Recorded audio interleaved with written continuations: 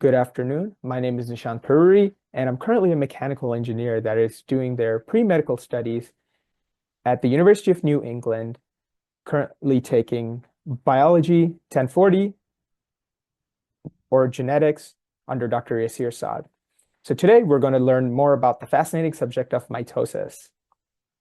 So mitosis is the process of eukaryotic cell division. This happens every single day, millions of times in our body. And the process of the purpose of producing or the purpose of mitosis is to produce two identical daughter cells, which is essentially for growth and development, repair and replacement, and asexual reproduction of somatic cells. This is extremely necessary for the human body or any animal for that matter. But mitosis is divided into two main groups, interphase and then the mitotic phase.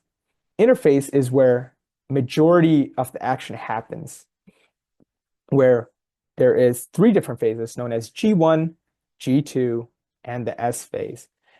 G1, also known as GAP1, is where a lot of the growth happens for the cell, where it increases its protein content, organelles, and the DNA is getting checked and then repaired before any replication happens.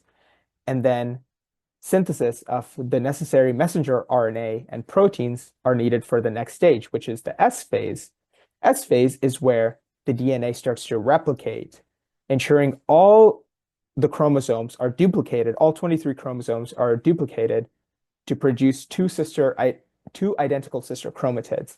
Further growth, and then the GAP2 is where further growth happens, and then errors are checked with the DNA, and then synthesis of organelle that is needed for mitosis occurs. So going into mitosis, even though the three phases discussed above in interphase take most of the time, we'll spend most of our time studying the mitotic phases, the five mitotic phases, specifically prophase, metaphase, prophase, prometaphase, metaphase, anaphase, and then telophase, and then cytokinesis also.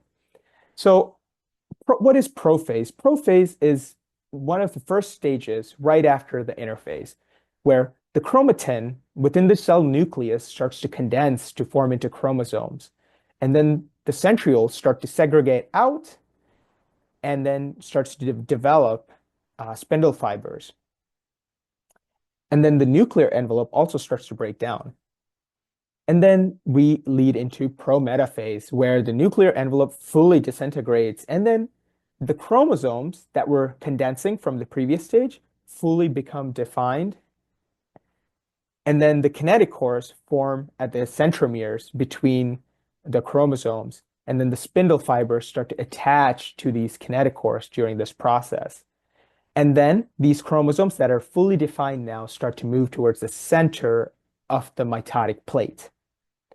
So going into metaphase, metaphase is where all the chromosomes that were fully defined start to get to the center towards the equator, or I should say they get there, and then the mitotic spindles that were attached from the centromere also occur in this stage.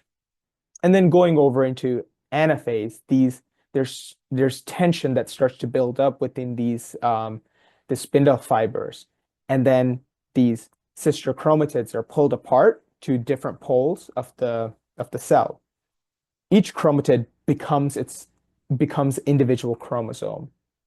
And then telophase, where the nuclear envelope starts to form after these two are segregated from the last phase.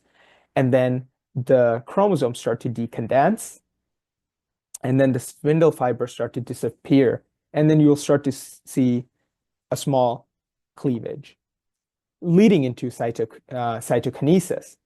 And the main difference between the previous mitotic phase and cytokinesis is that mitosis is focused on the replication and division of the DNA, while cytokinesis is the division of everything else, mainly cytoplasm and any other organelles that may be necessary for the daughter cells.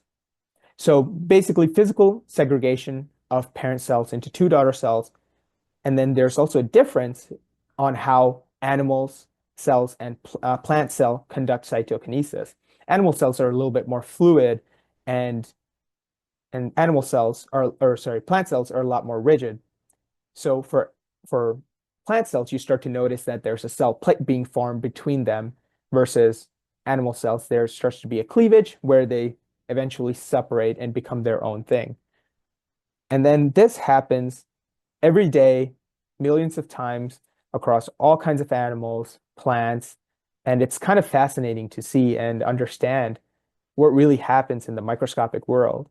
And it just makes us a little bit more aware and appreciative of the things that happen without our own control.